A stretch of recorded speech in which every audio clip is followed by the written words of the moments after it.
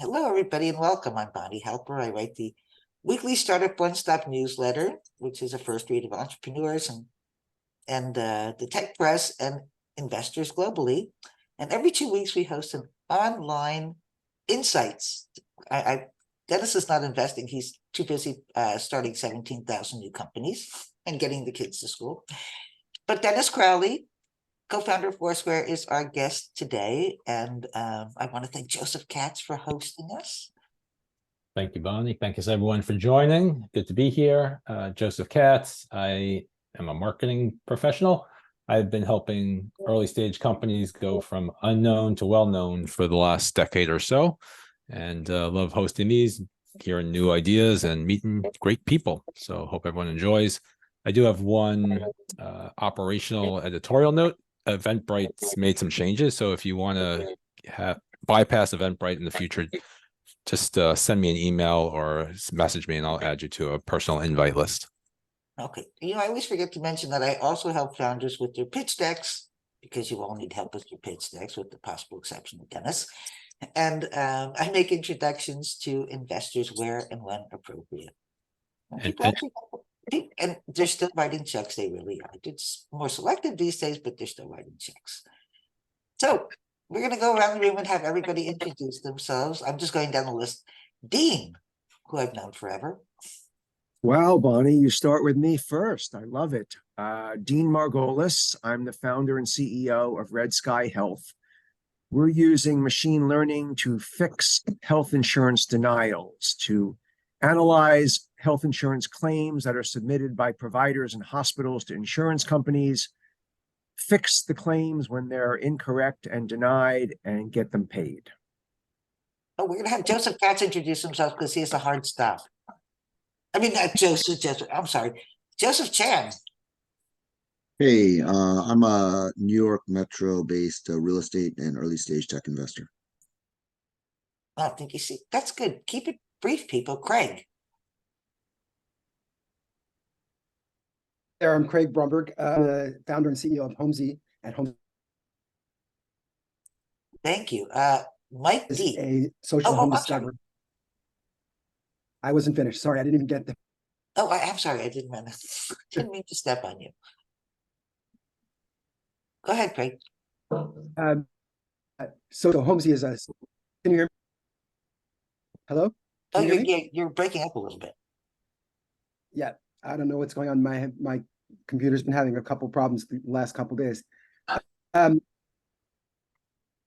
So Homesy is a social home discovery network, and we were just selected to be part of Polkadot's the Polkadot incubator. It has a blockchain backend, and I'm particularly interested in talking with Dennis, or hearing Dennis talk about localization issues. Oh, there you go, Dennis. We already have a topic. Ray. Yeah, hi, Bonnie. Thanks for hosting. Dennis, great to meet you. Founder, co-CEO of XPET Inc. We own the patented NFC IoT technology that triggers any activity on a mobile phone. Apple Pay, others are infringing. We are taking that technology based on what is Navy Cash, Navy Pay, which is the government's encrypted cashless payroll system that my co-founder built in 2000, employed in 2001. And we are making digital items triggered with your phone available on physical products. The MBA's reached out to us, and working with a number of digital brands, because there's a lot of focus on that. And we have the technology and we have the platform. Thanks. Thank you. Sandra. Still Sandra, Bonnie. Oh, Sandra, I do that every time and I apologize. No worries. I'm just going to change her name. All right. Because my company exists, my clients have the joy of finding and uncovering the secret recipe sauce to generating revenues consistently. I am the creative force and owner of videogrows.com, video being just one piece of a great marketing strategy. I'll remember your name. I will try. Ian, speaking of videos. Hi, everybody. Ian Garmes. I'm in Toronto. I'm COO of Virtual Film School, which is based in Hollywood. We provide live online training for people who want to create short videos for social platforms. And we're currently signing deals in Asia and soon in the US. Good on you. Abby. Hi, I'm Abby. I'm in Mexico. I'm the founder of AudioX. AudioX is a downloadable app providing audio guides for cultural venues and augmented reality for archaeological sites. Alex. No, Alex Jacqueline. I've been frustrated by advertising as the main business model for the internet, and I've been working on bringing it down. And as Chief Innovations Officer at Catalyst, we have commerce media technology, right? So if you have a publishing website on the internet, instead of like sending people away, you could actually be letting people transact on your site, and our technology allows this bridge to be made without, the website having to become an e-commerce company. Thank you. Going down the list, Charlie. Hi, I'm Charlie, living in and from London, co-founder of a company called Spot, which we're launching in 3 weeks. Essentially, like it's an equivalent of Venmo, but in the UK, because we don't have anything like Venmo here. But the difference is you can, rather than like having an account, you can just WhatsApp the money. So you can send a WhatsApp link and get paid via a WhatsApp link or iMessage, etc. We also don't have Apple Cash. That doesn't exist in the UK either. We just raised a pre-seed round with a small allocation left. A lot, like most of the investment from the US, who've kind of US investors in the Venmo model. And yeah, looking forward to connecting and hearing everyone. Thank you. Daniel Arbo. You have 2 Daniels. Hi, nice to meet everyone. I'm Daniel. I'm a commercial corporate lawyer. I work with a lot of tech and VC and emerging companies out of New York City, also in the healthcare sectors, and looking forward to hearing from everyone. Thank you. Daniel Greenblum. Hi, everyone. I'm Daniel Greenblum, founder of Catch, where we are building tools to protect people from cyber scams. Our first tool to hit market is going to be an email scanner that detects scams in real time for users. Really excited to be here. Thanks, Bonnie. Oh, we have 3 Daniels. Thanks for being here. Daniel Fried.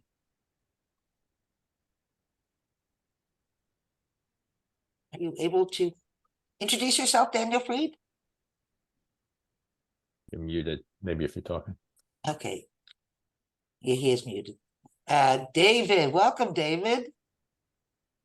Hey, great to see you, Bonnie. Hey, everyone. I'm a product manager at Google in New York, and I run an applied AI early stage fund.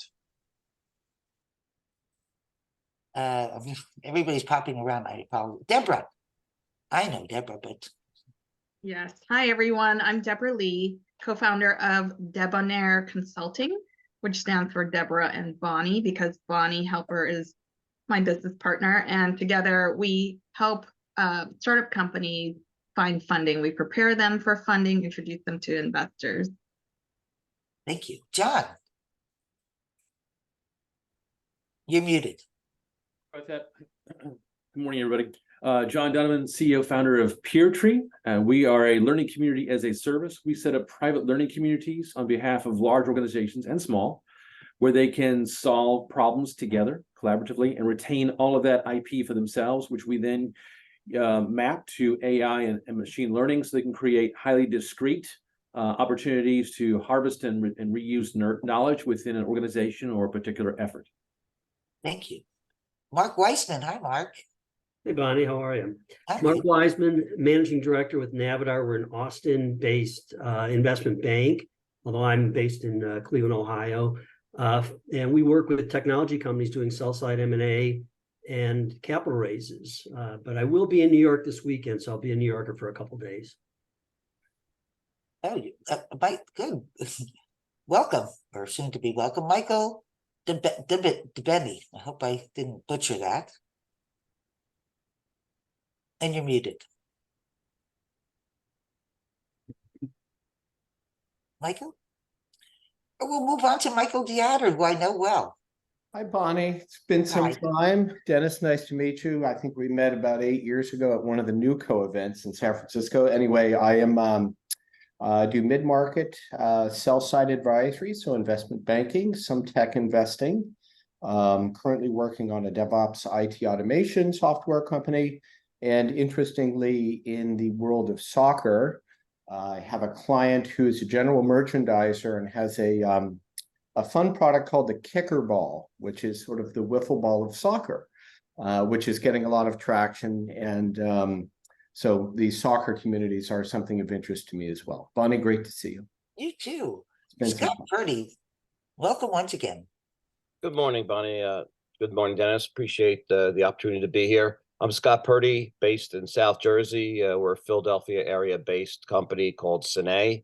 I'm a co-founder, and we're making a product that's going to allow you to have multiple inputs from multiple people into one app and make a finished video or movie professionally done in an extremely short amount of time. And we're currently working. We should have our MVP in November that we'll be presenting to investors at that point in time. Wow, thank you. Dennis, take it away. Dennis and I go way back to his time at Jupiter Communications. That was a long time ago. Oh, my up? Yeah. Hey, I'm Dennis. I've been doing tech stuff for, I don't know, almost 25 years, I guess. I've been in New York about 25 years.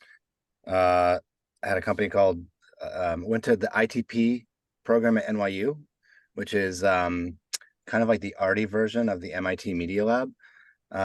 And out of there, my grad school thesis project was this thing called Dodgeball, which was a, Harry Potter's Marauders map, but for text messaging, right? Inspired by the need to want to meet up with people in the city. And that was, it was our grad school thesis project. We sold it to Google, which was like a real serendipitous and lucky type of break for a grad student. I worked at Google for 2 years trying to make the mobile social, internet work there, and could not. So I left and started another company. How do you like being a founder? Greg had a question. Greg? It wasn't a specific question. I'm interested in hearing Dennis talk about the journey around localization. Foursquare began very much around a localized perspective, and my company is very focused on that kind of intricate last mile data, obviously around homes, not around individuals carrying devices in their pockets, although we do that too. So I think it's both in terms of go-to-market strategy as well as in terms of the actual product strategy. I'd love to hear your perspective about how that hyperlocal environment has changed since you introduced Foursquare, and how you see some of the complexity and issues today. Yeah, well, I mean, when you say hyperlocal, what do you mean by that? Well, real estate markets, for example, are very much concentrated on areas where brokers are. Yeah. Our company is obviously not focused on brokers. We're focused on consumer to consumer interaction, and the focal point being creation of data. So there's a kind of something dropped behind me. Sorry about that. There's a kind of a mix or a skew between the hyperlocal reality of where consumers are and are buying homes, typically frothy millennial cities, Knoxville, or maybe a section of Knoxville, as opposed to Nashville or the broader Tennessee region or something like that. And yet at the same time, the more you get into the product definition of hyperlocal places, the more restrictive the audience is, the harder it is in some respects to go to market, blah, blah, blah, blah.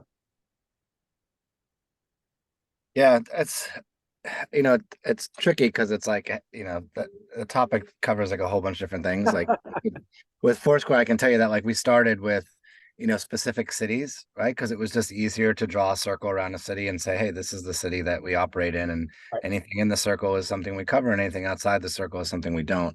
And that made a lot of sense to us as like the creators and engineers of the system.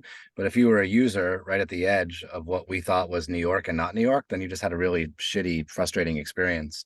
And so, it took us a long time from an infrastructure point of view to back away from this notion of Foursquare is available in 150 cities to like Foursquare just works anywhere, right? And there was a lot of engineering work that went into that, but that ability to not specifically think of like, you know, hey, the thing works or does not work depending on a predefined locale, I think was the secret to our, you know, to success like really early on. Which was, you know, not saying that we're only offered here and we don't work here, but just like making a platform that could work anywhere. So I don't know if that's relevant to what you're doing. It is exactly relevant because I think there are fundamental engineering issues that are contained in that, you know, it seems like it's a national marketplace, but it's really, you know, the ability for people to connect in small hyper-local markets. And especially our objective is, I think, just somewhat similar to LivingCities, is to create greater access and inclusion, you know, before people are actually excluded from specific neighborhoods or hyper-local locales by agents and brokers. So, you know, it's a from the perspective of the real estate industry, that's bad, but you know, it's an entirely different way to reshape real estate around people. And that's why I think it's some respects a little bit like Foursquare, but the engineering component that you mentioned is exactly what we're focused on right now in many respects. And the go-to-market. I mean, like the rule number one of startups is like, be super focused, right? Like don't try to boil the ocean, be super focused on a specific thing, right? So for us, whether this was Foursquare or what we're doing with Street FC, right? Foursquare was available in 150 cities before we made it work everywhere. And this soccer thing, Street FC, is available in 12 cities right now. And so when we can say, okay, it's a you know, finite number of cities, you can focus your marketing efforts on that. You can focus your growth efforts on that. Like, I'm not trying to serve everyone in Massachusetts. There's just like, you know, like a 20 square block section of Boston that we care about, and that's it. And it's nice to be very focused on that. It's just like you'll hit a ceiling on the growth at some point. So like all the advantages that you get from a marketing and storytelling and focus and, you know, simplification point of view come back to bite you in the ass when you really have to unwind that stuff and scale it technically. But I don't know any other way to do it. You know, like when we're building Street FC now, I can see that we're making that mistake again, right? It's like, we should make this thing work everywhere, not just in these select cities, but it's just so much easier to build in a way that's kind of broken, because if we don't get to the next level, the thing doesn't exist anyway. Exactly. So it's like, build it in a way that will get us to where we need to get to. And then if we get there, God willing, then we can like unpack it and spend a little bit of time, you know, like building it up again. But like, we're not trying to build the most perfect technical architecture that will be scalable to the world, because we may not make it to the point where we need to do that. You know, we're picking like, we've picked 10 cities, 3 of which we just want to do in the first year, where our MVP is already out, but it suffers from exactly that national unlocalized perspective, and we need to get into specific test markets, which is so that's why we're considering getting financing through blockchain and crypto, as well as, you know, all kinds of other crowdfunding capabilities, because it ain't coming from real estate, that's for sure.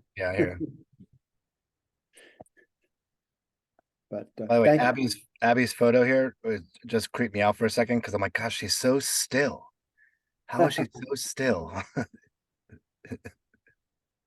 You're good. I figured it out on my own. I was just like, I was amazed by it.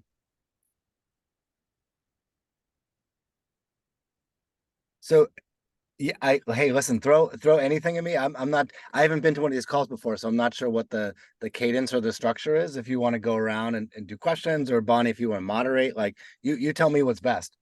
I was going to ask, since you have all this expertise and you guys are building companies, you know, where are the landmines? What do you guys want to know? Especially since Dennis was acquired by a company where it wasn't the best fit. Any caveats there, Dennis?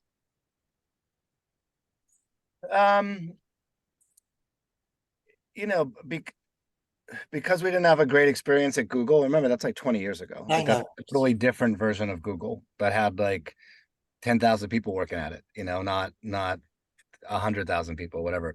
But you know, that has kind of shaped my worldview of what acquisitions are, right? And so, you know, we had points in the Foursquare story where we could have sold the company to people, and we decided not to, because we had gone through that experience once, and we got, I felt like we didn't have a great experience once.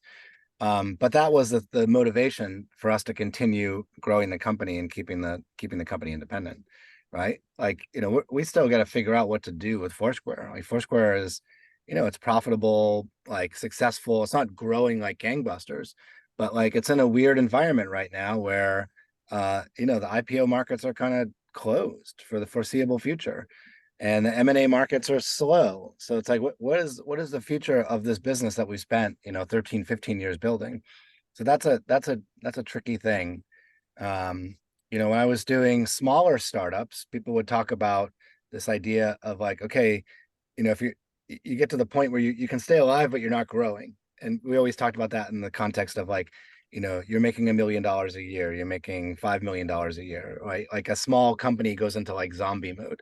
Right. But then, I was at a board meeting and someone mentioned that, like, I was Foursquare in that mode. I'm like, yeah, but we do like $200 million a year. Like that's significant. Yeah, but we still can't achieve like breakout success because we're not, doubling that and growing beyond that. So that's like just challenging stuff to think about, straight like, and of the multiple projects I'm working on, you experience kind of these plateaus, but like I'm experiencing them at different scales. Foursquare's at a big scale, Street FC at a smaller scale, LivingCities in a scale that's even smaller than that. And I think what's interesting is like the problems are all the same. You run into the same problems just over and over again. You just run into them at different points and at different scale. But there's still generally problems and headaches. I don't know if that was even helpful, but Dennis, I have a quick question for you. Yeah, sure. Love to hear about the pivot at Foursquare from what you started to where you are today. What was that like, and how'd that transpire? Yeah, so Foursquare started as we make consumer apps, right? We have millions of people using the apps, and we were doing running the same playbook that everyone else was running, which was you build a huge audience, you show them ads, and you monetize through the ads. The problem is that Foursquare got to about 50 or 60 million users, but we were never we couldn't get beyond that. We had a hard time getting to like Twitter scale and Snapchat scale and Instagram scale, right? Just because like Foursquare is it's how often are you looking for the most amazing coffee shop versus how often do you open your phone just to scroll through the feed of stuff, right? Like we were solving a different type of problem, but we were expecting the same type of metrics. So at one point we had to really figure out like, okay, well, in order to keep this thing going, we have to find alternative models because we just don't have a big enough audience to monetize against. And what we were at that point, what we were doing is thinking about we have all these interesting data assets. How do you package up those data assets? How do you have companies pay you for using the API, pay you for some of the data insights? So that was like that was the kind of the genesis of the pivot, is realizing that we had to move from like a B2C company to a B2B company.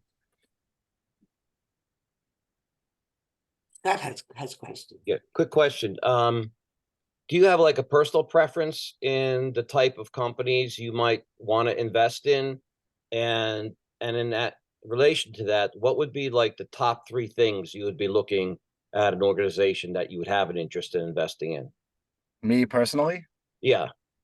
I very rarely invest directly in companies. It's just like my job is not full-time investor. And I feel like if you're not a full-time investor, you're making like less educated decisions. If anything, I put money into funds, right? So I'll be an LP in a venture fund as opposed to an angel in something. Every now and then I come across something that's, wow, it's really magical.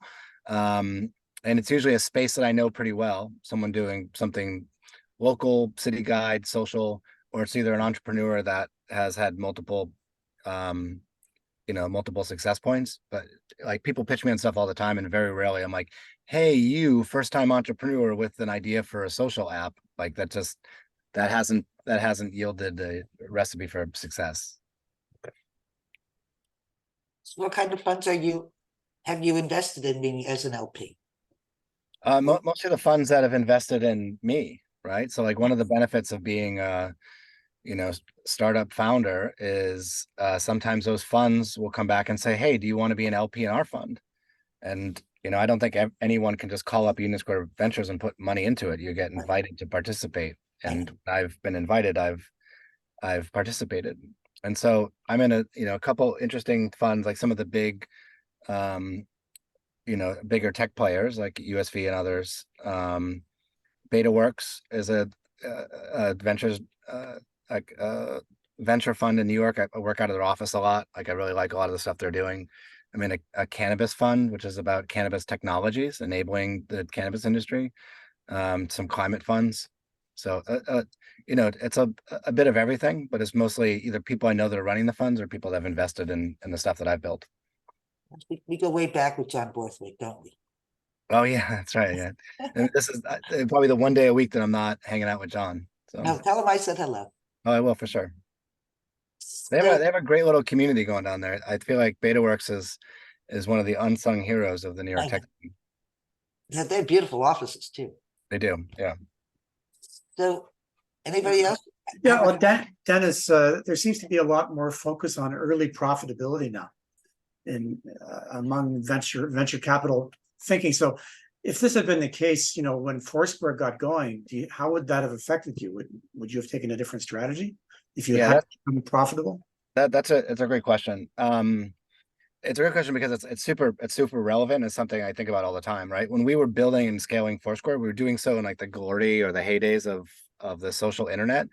And really the mantra from all the investors was like, take the money, get as big as you can, figure out how to monetize it later, right? And it was like an arms race to see who could get as big as possible in these specific verticals, whether it's like social and photos and, city guides, maps, whatever. And then by the time we had to figure out how to monetize, it's like, well, we did as well as we could trying to get as big as possible. It's going to be really challenging to monetize, right? Like, I feel like the climate is entirely different now, where the things that are most interesting are the things that are monetizing immediately, right? So I have so many people over the last, 4 or 5 years focusing, on B2B enterprise applications right out of the gate. Just because, hey, there's you build something for a customer pays you for it, and then you invest that back in the company. There are a ton of people building social things, but like I haven't seen anything really achieve escape velocity in a while, which I think is a knock to the social space.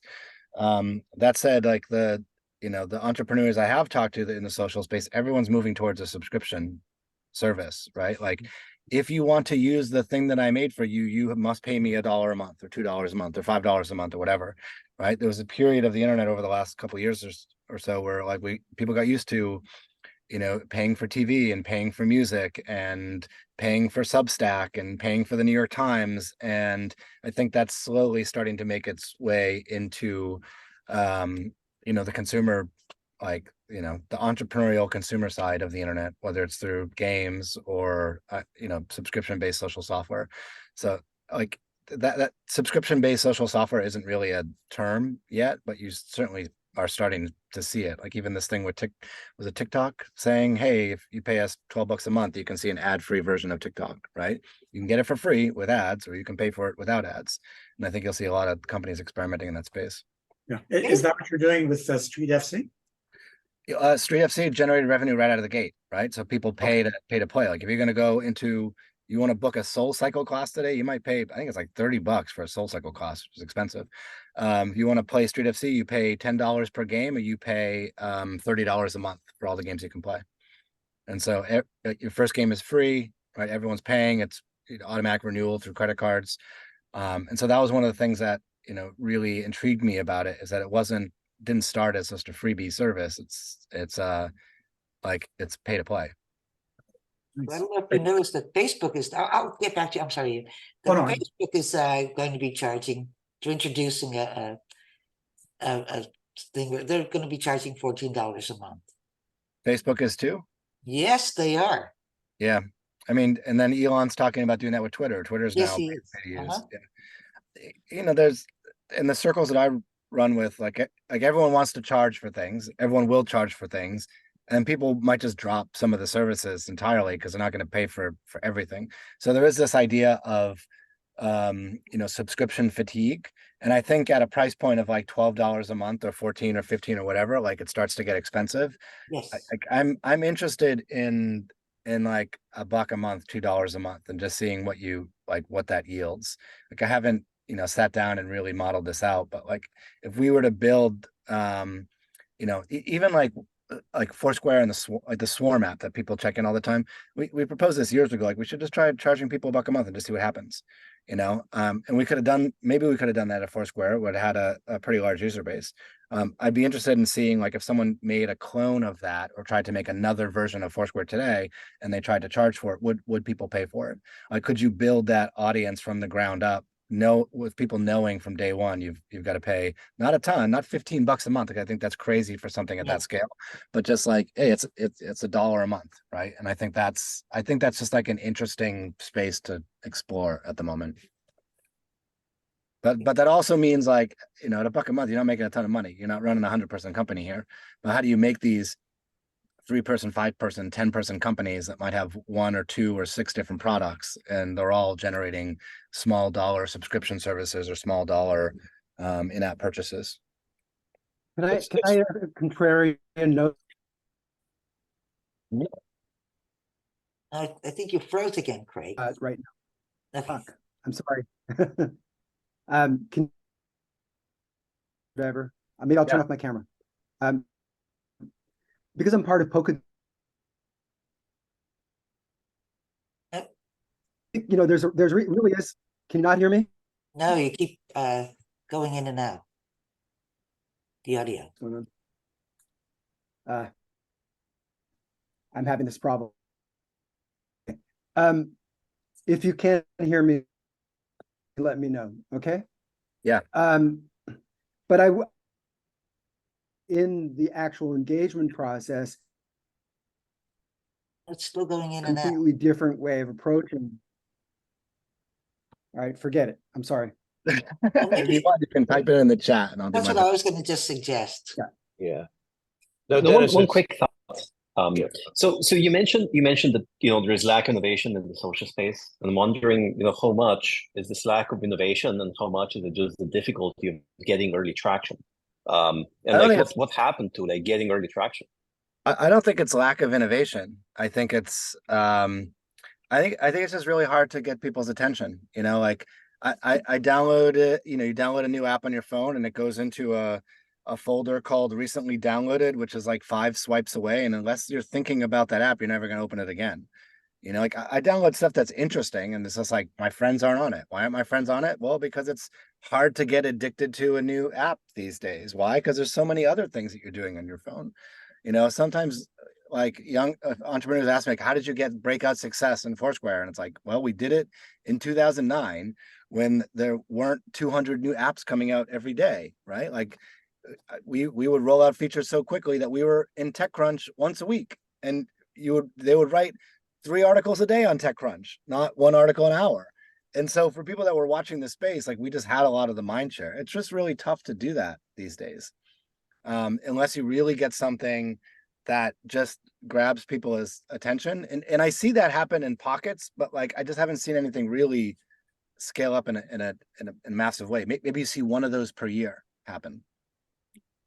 Something I've noticed, when I was describing my work to a friend, he suggested, find a trend and attach yourself to the trend. And then it's like several of your efforts are kind of attached to the trend of soccer. So I'm wondering, like, are you doing it consciously, or is it just an accident? I'm more just like following the stuff that I'm interested in, right? Like I think I got really lucky where it's like soccer is growing, and now like I'm operating this club in the Hudson Valley which is also growing because so many people are leaving parts of the country to go someplace that is going to be less affected by radical climate change, right? Like it is like a real thing where I've talked to a bunch of people. They're like, I live in Austin and I live in you know, I live in Southern California and I need to go someplace that's more stable, and I'm looking at upstate New York. And I'm like, upstate New York, yeah, okay, great. And you know, anyway, that's a whole different thing. But like, I think I'm not chasing trends. I'm kind of chasing things that I happen to be personally interested in, and maybe that is a little bit before they become trendy. You know, the Street FC thing, like that company is a grind, right? There is nothing easy about that, because you are there is software in it, but the software is about getting humans to get together and play something together in real life for an hour, multiple times per week. Like that thing is just a grind. There's so many physical real world components of it, but like we don't want to give up on it, because like it just seems like it's such an interesting product that might really get to scale given the growing interest in soccer in cities. And it just feels too interesting to you know, to let languish, just because it's really hard to grow. So I think of that as the trend as like a motivating force, as opposed to like the North Star. You know what I'm saying? I know Scott has a question, but I also wanted to mention that when you launched Foursquare, you launched it at the right venue, which was South by. Remember? I know you remember. Yeah, well, it's a great question. Well, not great question, but great observation. Where like we knew our audience, right? It's like tech nerds that want to play with new stuff, that had like a really, you know, our product had a really like strong and snarky opinion on the world, and we brought it to all the strong, snarky people at, you know, early adopters at South by Southwest 2010. And you know, this is the days before you would launch, like before South by Southwest was a launch party or a launch event. Like we identified it as like that's the ideal place to launch products. Again, that's just like, you know, lucky and coincidence and maybe being a little bit clever. You know, when I think about how we're gonna launch, how do you launch new stuff now? Like you gotta tell a good story around it. You gotta get it in front of the right people at the right time. I think in real life, right? And then like the story has to have a continuous drumbeat over time to keep people interested. It's a lot of work to do that stuff now. And I haven't launched a product in a long time. Not something new like in the tech space. So like I hope I get to that point where I get to solve those problems again. I know that Scott had a question. And Craig, it was a little more of an observation when you're talking about thinking about whether you want to charge people. That's something that we've bandied about, and we really would like to, you know, offer ours for free, because there'd be two sides to it. The way it would work is there would be a project manager who invites other people part of this movie making project. So we'd like it free. That we thought about as we develop the AI and we offer more alternatives, like just say, for instance, you want to make a movie in the style of a Scorsese movie. That would be part of a paid option, where those who are really serious about wanting to do that, they would pay a monthly fee to have the extra options. But the basic thing would be offered for free. So that way we get some traction and people would use it. It is different. I mean, anybody can make a movie on their phone, you know, right now. But the different thing that we're doing is the project manager invite different people, maybe anywhere in the world or any place, and the app will quickly pull together. They'll download the videos, quickly pull together and make a finished professionally done movie in a matter of minutes, as opposed to someone editing it for like weeks to come out. So we think that there's an audience for that, and that's the way we're going. But it was just something when you talked about charging, that, you know, that's a different thing. And when you're looking at Instagram and everyone else doing it for free, even with ads, I know some things that I do for free with ads or lower cost that has ads in it, and I'll put up with the ads right now for the cost unless I get really invested. Yeah. I mean, I feel the same way. Like, I don't think I'm going to pay, you know, if Instagram wanted $14 a month to get rid of the ads, I'd be like, no, thank you. You know, I'm more likely to use Instagram less than I am to pay them more. You know, like I got myself off of Twitter, right? I don't want anything to do with that. And so I'm now on Threads, which is rather interesting. Threads isn't charging me. I see there's no ads in Threads. Like there probably will be eventually. You know, I think at one point in time, I probably would have paid Twitter to get rid of the ads. You know, I'm certainly paying for things like YouTube and other things. Like, you know, we're paying a lot in subscription services in our household. Well, you know what the funny thing for me about the ads is sometimes some of the ads have drawn my interest, and I've clicked on them, and I have purchased items from the ads in the past. So I Yeah. don't mind that much because they make it easy enough to get through them. You know, Yeah, they're not- Instagram's, I think specifically does a pretty good job at that. Yeah. You know, I think YouTube and others don't, just because it's more broadcast scale. It feels like TV ads. Thank you. Yeah, sure.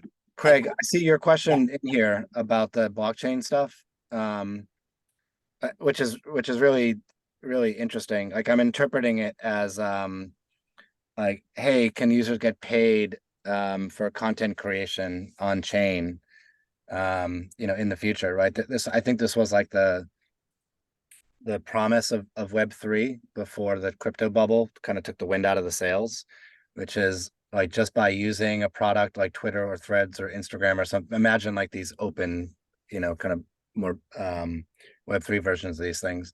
Like the more you contribute, like you're earning tokens, which makes you a shareholder or stakeholder or value holder, like in the network itself, right? So the people that are participating or the people that are participating in the network and therefore creating value for that network or of that network are the ones that are also receiving tokens that presumably have some value in the future. So I'm a believer in those systems, right? I think that the Web3 stuff is like we got a tiny little like appetizer, like moosh boosh taste of it, and it will be much more relevant, you know, 2 or 3 years from now.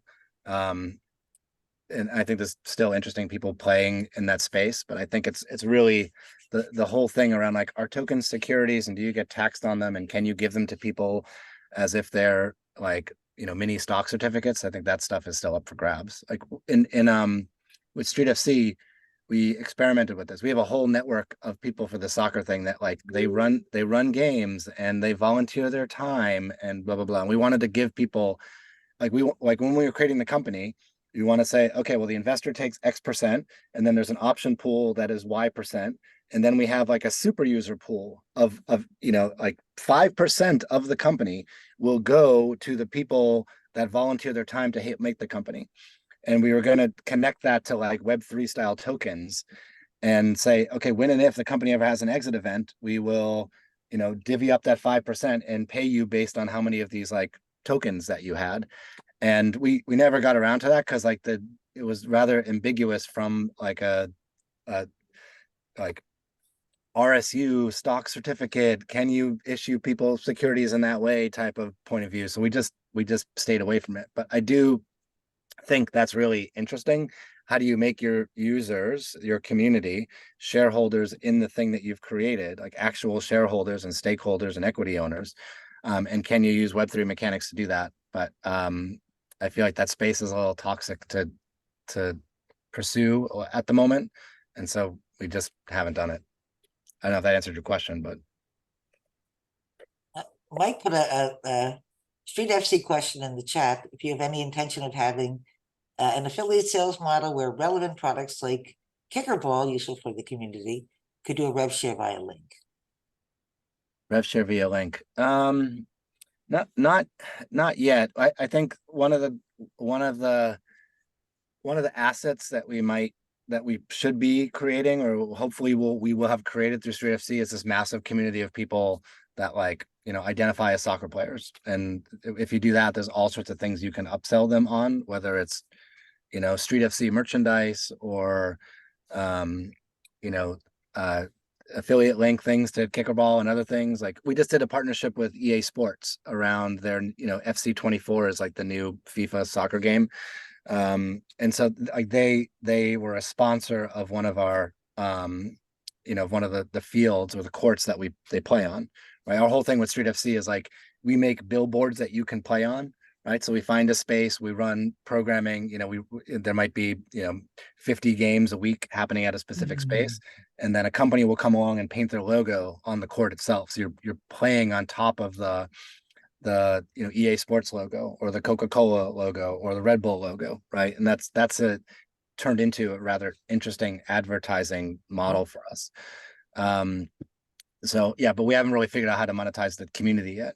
Like we have a Discord channel that has, I mean, I don't know how many people are now. Look, you know, 4,000 people in it, right? So 4,000 players are in this Discord channel talking about soccer all around the country, and it's just a community for them. It's not a real like we're not monetizing it in any way. But and then we have a bunch of WhatsApp groups for different cities that people are in, and so we got to figure out a way to bring these things together so we can, have some shared marketing messages and maybe upsell them for different things. A lot of communities to keep an eye on and Yeah, monitor. yeah. I mean, like, the joke is like every company is a community business now, right? You're really just building a a community of people that love the brand or the product that you've created, and then you find different ways to offer products and services back to that community. And I'm in the habit of talking about, I always talk about users, right? Like when we were building Foursquare, it's like users, daily active users, monthly active users, 7-day active users, right? You think of it as users, but it's like it's a community of people that love what you're doing. And sometimes like the opportunity is to, how do you bring the community together? How do these people have a shared sense of belonging with each other because they all use this thing together? I think we touched upon that at Foursquare, but we certainly didn't optimize for it. Is that still something you're trying to solve or you're thinking about? The community stuff? Yes. Yes, right. Like, when I started that soccer team up in the Hudson Valley. Like remember the non-technical thing. It's just like a soccer team. It's adults kicking a ball on a field and fans in the crowd, right? Like what the big insight from that. Like I was just itching to build something in real life. Like I was really just burnt out on software, so that's why I picked that project and built that project. And at the end of the day, you look back and there's 1,400 people in the stands, and you're like, we built this community of people that care about this team, and it's parents bringing their kids, and like the players bringing their families, and the players are inspiring the kids to play, and it's just like this. It's a magical thing that we created. We had no idea what we were building at the time, but it's a community of people that are coming together to support the town, support the players, and just be with each other.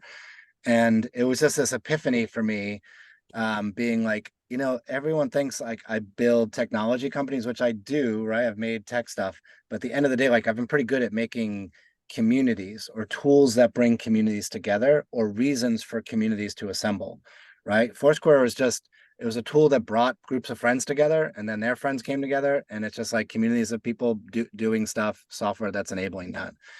Street FC is a community of people that want to play, right? They play soccer for an hour a week, and then they get beers afterwards. They hang out on the weekends. They do watch parties of games and stuff together, right? It was really eye-opening to me to kind of help me reframe what I do as like I'm not a tech startup guy. I'm a community builder, and I kind of look at the world through that lens now. Like I build tools that help communities get together. We should do that with a dating app. That would make sense. Seriously. So my wife would be like, "Why are you working on this? What do you got going on?" I know a friend of mine was visiting, and all this noise kept going off. I said, "What? Yeah. What is that?" And she said, "Don't you know Tinder?" And my husband said, "I'm very happy to hear that my wife does not know the sound of Tinder." Yeah. Well, this is like a kind of a dumb anecdote, but like, I'm in my kid's school, and I'm always looking for ways to try to bring all the parents together. Like my default mode is bring people together and create that group, right? Like kids went to summer camp up where we were in Kingston. And I was like, okay, how do we get all the parents from drop off together so everyone knows each other and we can do play dates on the weekend? And I remember just meeting people. They're like, "We're so glad that you're trying to like we would host like happy hours at our house. Like, we're so glad that you're doing this. Like, no one tries to bring people together." And I'm like, this is all we know how to do. I feel like all I've been doing for 20 years is trying to build little things that bring little groups of people together. It's just kind of my default mode. That's awesome. I love that. That's me too. Does anybody else have a topic or a question? Well, Dennis, for Street FC, how important is marketing and advertising expenditure to building awareness of it? Yeah, we don't really have a marketing budget, right? Like we're a startup that is like, it's not really a tech company, and it's not a huge community, so it's hard to raise money for this thing. And so the money that we've raised, we've been very conservative in spending it. We have not been spending it on marketing. We've really just been trying to make it organic or using other people's dollars like EA or Bundesliga to help us tell the story of what we're doing. You know, I think we'd be growing faster with an ad budget, but like I think you know, the goal is to make the runway last as long as possible at the moment. Yeah, so And basically, we did the same thing with Foursquare. Like at Foursquare, we didn't do any paid marketing for years, you know. And then finally, we ran Subway ads, and it cost us a bunch. And it was cool to see the Subway ads, but I was like, I don't think we're getting anything out of this. right. So basically, a partnership model, is that what you would say? Yeah, like organic growth, you know, encouraging. Like I'm a big believer in this idea of you know, if you build a community and you're the one that built the community, brought the community together, you can ask favors of the community. And sometimes the favor is like, hey, we want to keep growing, so go bring your friend to a game. And maybe we'll incentivize you with a free t-shirt or a free hat or something. But it's about, you know, really trying to optimize the organic growth as opposed to the paid growth. And I think, yeah, I don't know, like the things I've built, like we've always had a direct dialogue with the community. And we've always done it through the style of like, hello, I'm Dennis. I started this thing. Thanks for being a part of it. You know, we could use your help, right? And we've always been very like transparent about like, this is what we're building, and here's why we're building it, and here's why we love it, and here's what's hard, and here's what's easy. And that just feels normal to me to have that dialogue with the community or with the users or with the people that are consuming it. And I feel like if you do that the right way, you can, you know, you turn them into fans and followers, and then you can ask them to help you grow. Like you're kind of crowdsourcing the company's problems to the army of people that already love the company. Yeah, cool. Thanks. Sandra put a comment in the chat. She said, what you're doing is marketing. Marketing is not advertising. Yeah, that's a good point, right? Like we're not doing paid ads, we're doing like viral marketing. But I don't think of it as, I never think of it as through the lens of marketing. I think of it through the lens of like, we're having a dialogue with the community. You know, I imagine like if like there's no marketing person that works at Street FC. And if there was, I'm sure they would be doing the same stuff. But, you know, storytelling through Instagram, you know, fueling the fans of conversation in the Discord channel, you know, inviting people to meet up through WhatsApp. I guess that's all marketing per se. It's just we don't think of it as marketing. We think of it as like, hey, this is our community and we're growing our community. Hey Dennis, I had a quick question for you. You mentioned a lot your obsession with the intersection of tech and cities, and you know all the businesses you currently have. I'm curious, you know, what would your ideal state I think look like? Where are you going with it as you merge those worlds? Wait, what'd you say? Ideal what? Ideal world. Like what would be your ideal future state of, you know, applying tech to cities? Oh, I feel like that's like a whole TED Talk worth of content there. But like we have time. You know, I am less into the world where everyone does this on their phone, and I am more into the world where like the tech is ambiently alerting you of things. You know, like the way that manifested itself, specifically at Foursquare, was while every company was measuring the number of minutes that you would spend inside the app, and we were measuring how quickly we could get you like out of the app. Like the point is not to suck you into the Foursquare experience. The point is to give you a little nugget of content so you could like, you know, put your phone down and go, you know, experience the real world. And so this idea of like what I'm specifically really into these days is like contextual aware applications, right? Like I'm walking down the street, I'm in a specific context. What is that? Am I alone? Am I with someone? Am I walking to a destination? Am I going aimlessly? Am I in a hurry or am I at a leisure? Am I in a familiar neighborhood or am I in an unfamiliar neighborhood? Am I with my kids? Am I by myself? Right? That's all context. And so like I love like this thing I posted in the chat, but like we built this version of Foursquare many years ago that was AirPods only, no UX. The only move that you could do was walk around the city. And based on what you did, it would say things to you like, oh, here comes a friend, or something's over here, or take a right, or go in the store, or look up. And like, I love that stuff where there's like a little piece of software that's kind of augmenting your experience of the real world, but it's not sucking you into this. And, like I've written about this, but like, the idea of audio is like poor man's augmented reality. Right? Everyone wants us to put these glasses on that have screens in them. And I'm like, those glasses don't exist, right? Like maybe, Facebook says they're rolling them out. Like I will believe it when I see it. Like I don't wear glasses. I don't want to wear glasses. Like I don't want stuff in my face all the time. I want like a little nudge when certain things are happening. And you can do that with this, and you can do that with this. And so I'm into that. And so, I think of the city as like a Legend of Zelda game board in which like there's just stuff to experience and stuff to find. If you've ever played like old school Zelda, like you push on the rock and you find something, or you burn down the tree and there's a secret staircase. Like to me, the city is full of these little nuggets of things that you can find. If only you went in that store and went upstairs. If only you went around the corner and found that little shop. Like this is the stuff I think about all the time. Just how do you capture that? Like I had an amazing experience here. I want to share that. And then the next time any of you get anywhere near that place, that you get a piece of content delivered to you that says, hey, Dennis says go in this place and find this thing. That was the original nugget that like started Foursquare in 2009. And if anything, like I'm still frustrated that here we are in what year is it, 2023? Like the stuff still doesn't work. We haven't solved that yet. And like, it kind of pains me to be like, do I really want to make another thing that solves the same thing that I was trying to solve like 15 years ago? But that's just kind of those are the problems I think are interesting. And those are the problems I think are magical when you do solve them.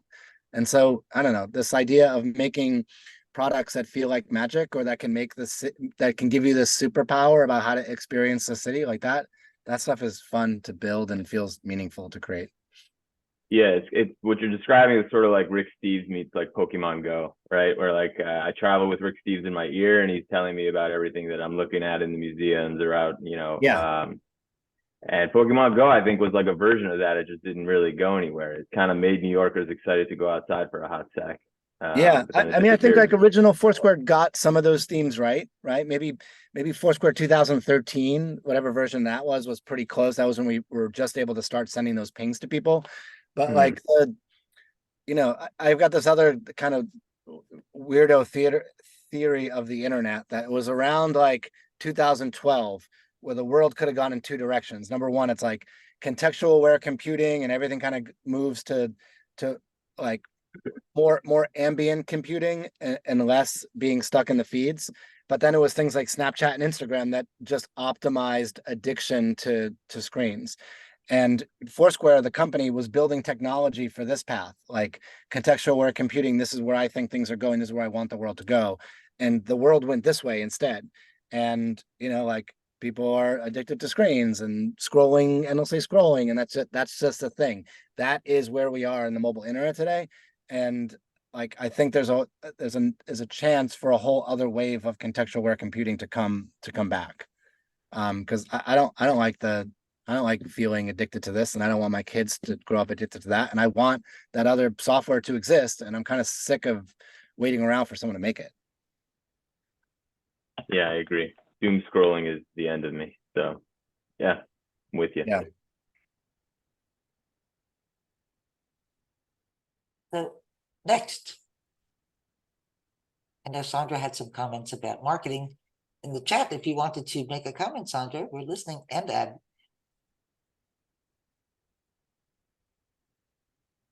No? Yo, quick question. Computer, one moment. Oh, okay. I clicked on mute and it said, no, not now.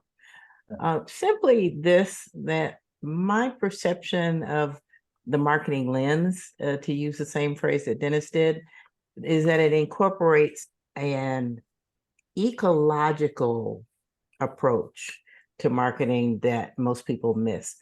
A lot of people think of marketing as advertising, and I think of it more as, what is your particular ecosystem that is going to contribute the most to your top line and bottom line? What is wait, I missed that last sentence. What is the the Because- ecosystem of Yeah. marketing that will contribute the most to your top line and bottom line? I mean, I think it goes back to the community stuff, right? If the community of people are happy being a part of the community, then they will invite others to be a part of the community. And I think we live or die by, I think like Street FC, for example, it lives or dies by how well we do kind of growing and fostering that community. You know, I'm really not saying anything that much different than like, you have to make awesome products so that people want to use the products.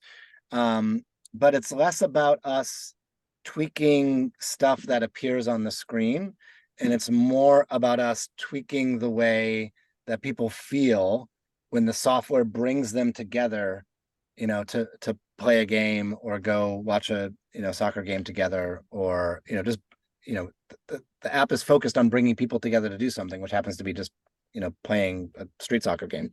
But you got to make people feel as if like, that was a good use of my time and I loved it. It was super fun. I want to bring more people to this. And so I feel like that's what we have to focus on, is like the IRL experience. It's almost like, you know, it's almost like the restaurant industry in a sense, right? If like you know, people are coming to your place to eat your food and experience your food, but also to experience the ambiance and the, you know, of the restaurant, like the vibe that you set up there, the way that the, you know, the host or the server treats you, and the way that the menu makes you feel, or the music makes you feel, or the lighting makes you feel. You know, it's just like all of this soft stuff that creates the vibe and the ambience of it, like that translates into online communities as well, and you have to garden that and curate that in order to make it work.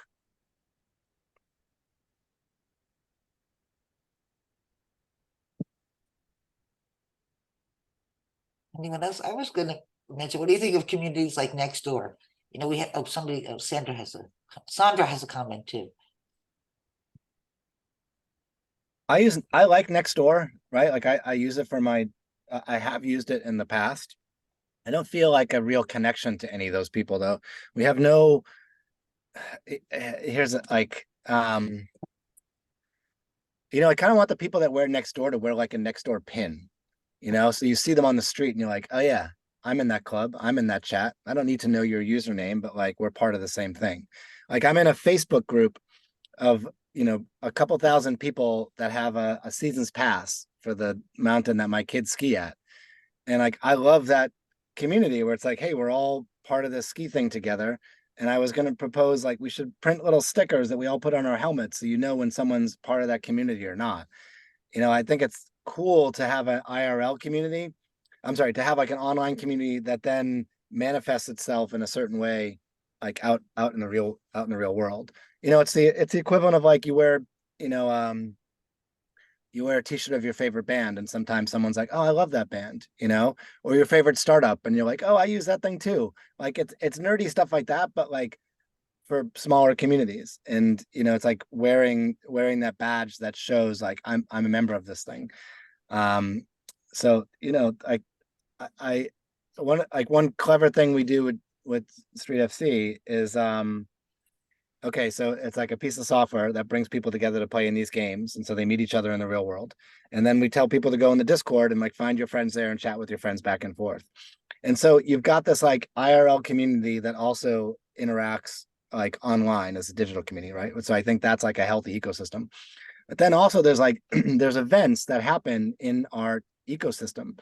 Someone played 100 games, someone upped their skill level. Hey, it's somebody's birthday. And so the system will take messages from the product, like this person just played their 100th game, and rebroadcast that into the digital community. And so it's like a small thing, but like you bring people together, right, to experience something, you punt them back online so they stay together. And then you have a piece of software that like is continuously feeding things in to remind people about how they're connected or what the status is within that, what their IRL status is within that digital community. I'm doing a crappy job explaining it, but that's like there's something really magical about that. It's not just a bot that's saying, hey, welcome, welcome, welcome. It's like a bot that's broadcasting news that's happening from the real world that's relevant to the people that are in that space. You Yeah, I know, think it's a great idea. I would like to know who some of these people are in real life, and I'm out in the community. But yeah, I mean, like next door is cool. It's all people that live in your neighborhood, Right. right? But like here's a dumb thing. Like I was talking with a buddy of mine. It's like, what does a piece of software look like that makes you wave to the person that you're walking by on the street, right? Like, you as an exercise, if you were to whiteboard out, what would you have to make that would encourage someone to wave to somebody else, right? Is that first of all, maybe the people just walk around and wave to other people. I don't have that relationship with the strangers on my block, but I kind of want to have that. And so maybe it's just a name tag that says, I live on 13th Street. It's not a piece of software. Where do you live, right? Why don't people do that? Is it weird? What if we built a thing that was like, anytime you pass someone that lives on your block, it's like, hey, they live here, say hi. And so you say hi and they say hi because a piece of software told me to do that. That sounds kind of dumb, but like, is it dumb? Like, why don't we make that in C? Right? Maybe Like you're a little too paranoid to be that specific. Maybe you yeah, I guess, right? Like what's a I don't know. That's a fun design exercise. And I actually we sketched out something that would do that. It's like this thing I'm kind of working on. I would like to try to solve that. Even though it's a dumb, stupid little design problem, like maybe it yields something interesting, right? I don't know. I feel like sometimes you fall down that rabbit hole trying to solve that problem. And in the process of trying to solve it, you're like, actually, I found something else that was interesting about trying to solve for that interaction. It's not what we initially thought, but by going down that road, it opened our eyes to something else we wouldn't have thought about. And so Dennis, yeah. One idea, like connecting the two visions of yours. The first one to connect, the second one to have like this audio-based in real life tool. Like you go to an event, a conference, right? You have a thing in your ear, it's telling you like this person to the left, you have this in common. Yeah. Right. So something like this could be a very effective killer app. Oh, sure. Yeah. I mean, people have talked about doing this, like, stuff like this exists, right? Where it's like, okay, I just walked into a conference and who are the people that are here? Okay, it's 200 people that are here. And these are the 5 people I should meet. Okay, let me go find those 5 people. No, but like when you have the thing in your ear, like the person, behind you has this in common with you. Why don't you ask them this? Like my wife just got the new Apple Watch that does the thing where it's like, if you lose your phone, it's like, it's that way 20 meters. So now you could probably do that. Like spatial audio, this person is 45 degrees to your left. Yes, that person. There's a whole group of people trying to build the thing where like the glasses have the camera and then I can scan your faces and it's like, oh, that guy right there. Yeah, that's Peter. And you either need to know Peter or you need to not talk to Peter, right? But the thing that does it based upon facial recognition, which is like weird and scary in all sorts of different ways. But like inevitably, I think that's where some of this stuff is going. I pasted the link in the chat room. Like we had this thing that we made at Foursquare in the last days of Foursquare. I mean, I think the last feature that we added to it was like you would walk into a place and it's like, oh, you're at the New York Public Library. There's 30 other phones here, and 2 of them are your friends, and they are Alex and Jake. And just that, this is 3 years ago that we made this thing, and it never really got launched. But that idea that you have this ambient presence of people that are near you, even though you can't see them, that's a powerful thing to start with. But I don't know. I think the big problem is how. Yeah. The big problem is how do you provide a consistency and like a high quality experience. So how to shrink down the whole space of possibility to something that's actually going to work like 90% of the time. Because if it doesn't work, people are going to like quit. They're not going to introduce others, or they're going to preface it with like it's flaky, right? Yeah. And like 2 use cases I can see is the first one is just some sort of a person trainer in your ear.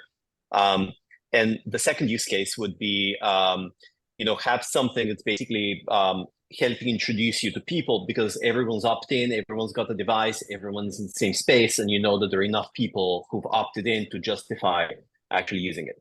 Like if you try to do like a tour guide thing, like, you know, yes, if it has been pre-populated for a particular place, but it's kind of hard to pull off. Yeah. Right. So how do we shrink down the use cases? Yeah, I've never been a big fan of these like linear experiences. Like I'm gonna start a 20-minute walking tour of the Lower East Side. Like I think those things exist. People love them, whatever.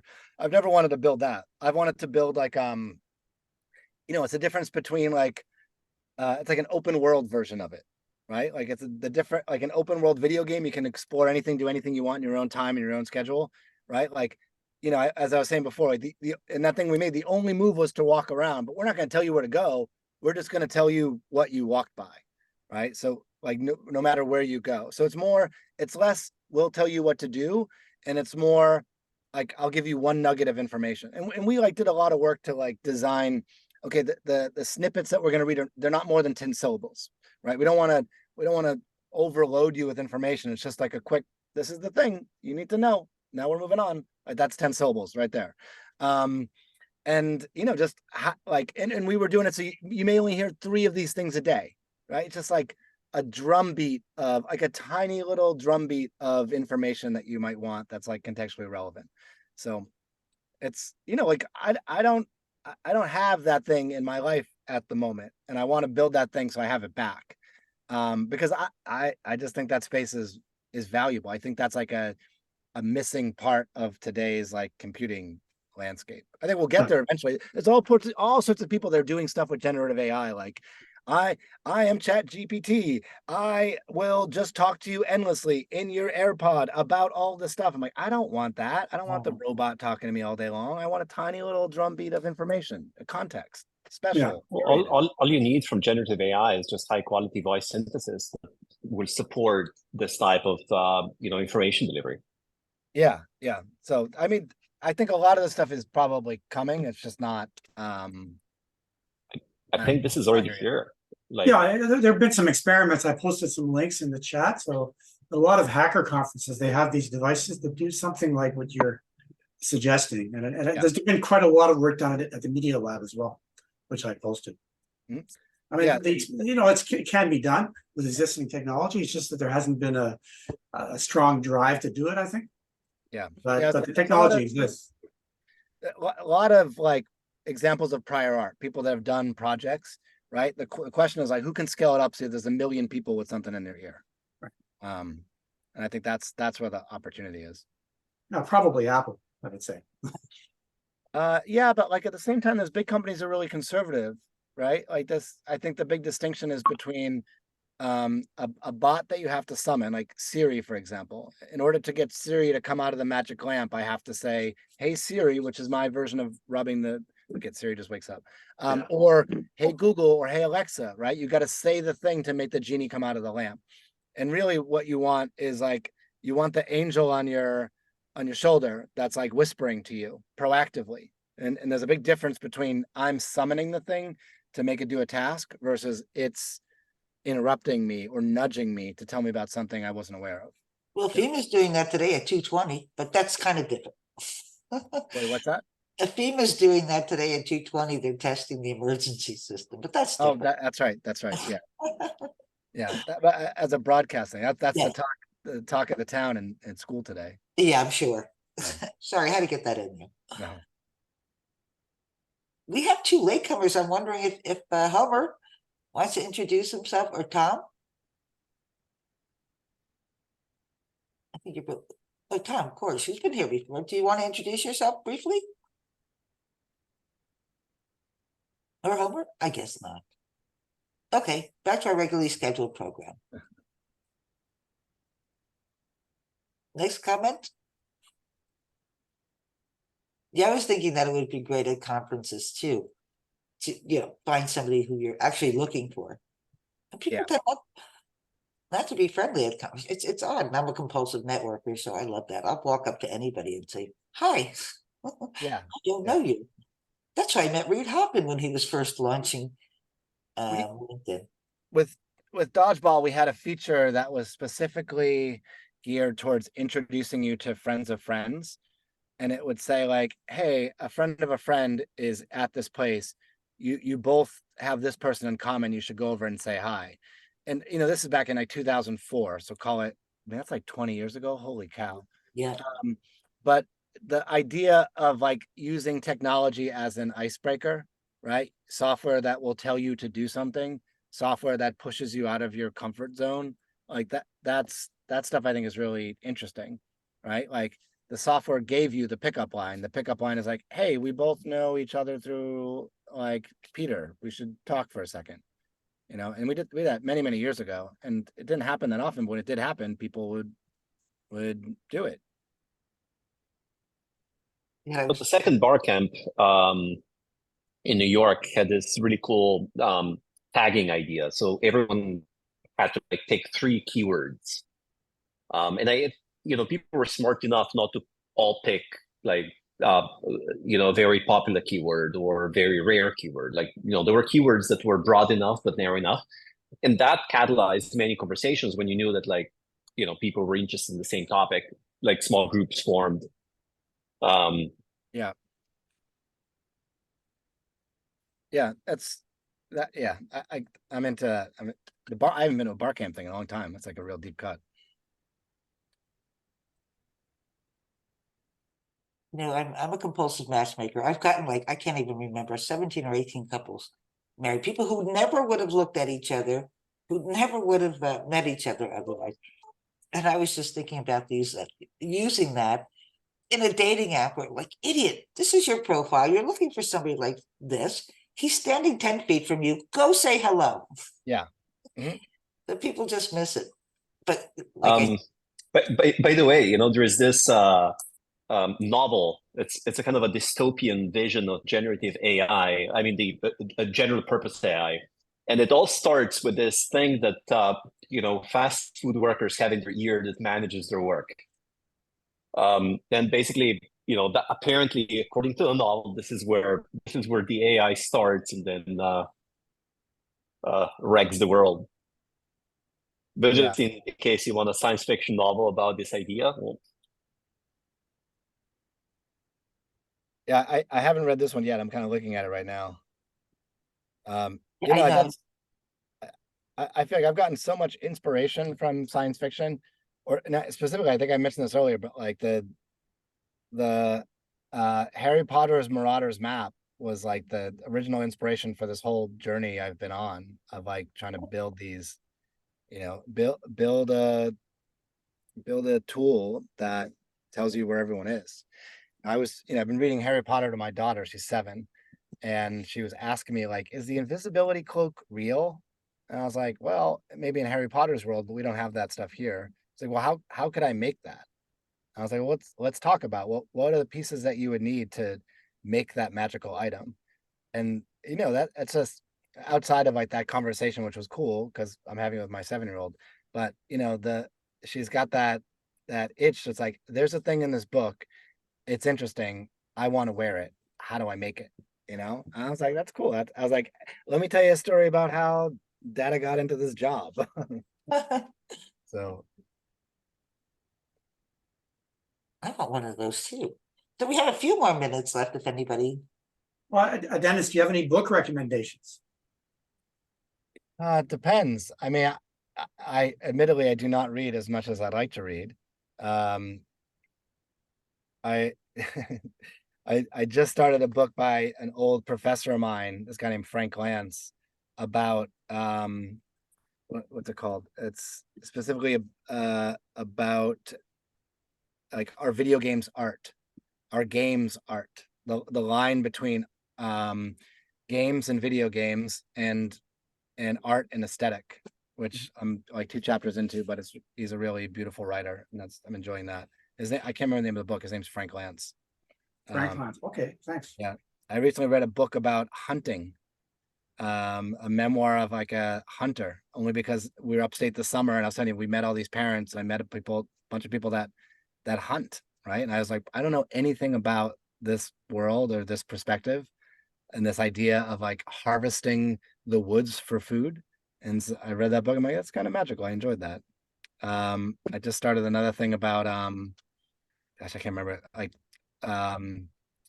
the technologies that we'll need to get through. I'll paste them in the chat in a second.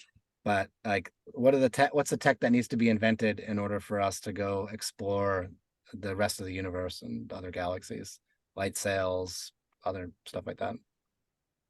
I read books, I read like 3 chapters and I get bored and I moved on to something else. You get busy starting another company. So did you get into hunting? Is this something you want to try? I don't need to walk through the woods and pull a trigger. Hey dude, what's up? Yes, okay. Sorry, it was my buddy just showed up.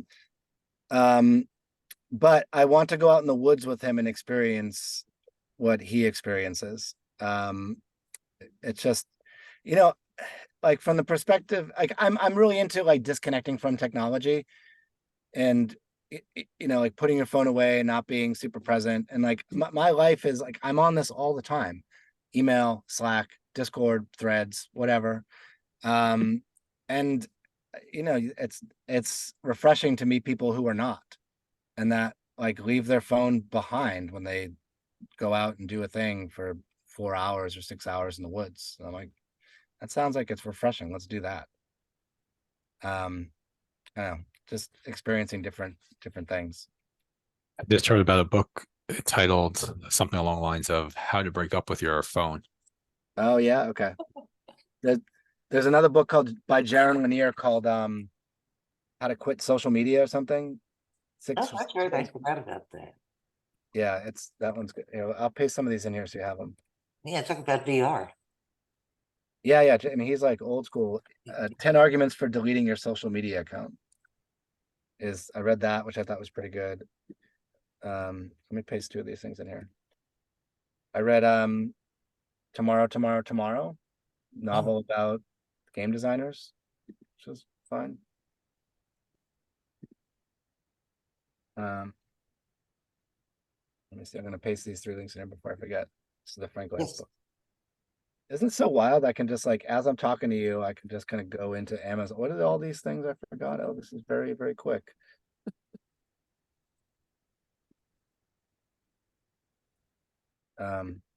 So Bonnie, do you guys do this like once a month? What's the we do this every 2 weeks. Oh, you do? Okay.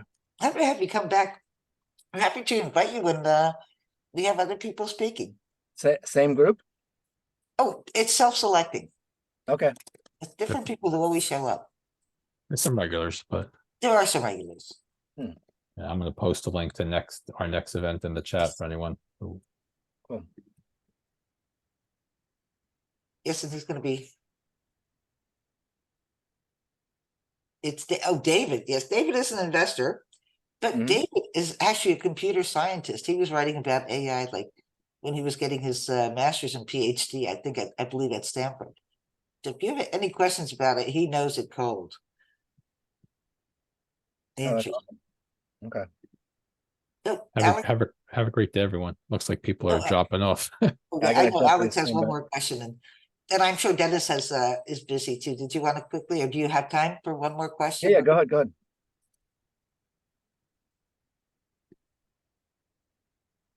Alex? I think he may have dropped off. He was just waving goodbye. Oh, he was waving. Thank you so much, Dennis. Like I said, happy to invite you back. Yeah, this was great. I appreciate it, though. That was fun. Thank you. Good stuff. Thanks everyone for joining.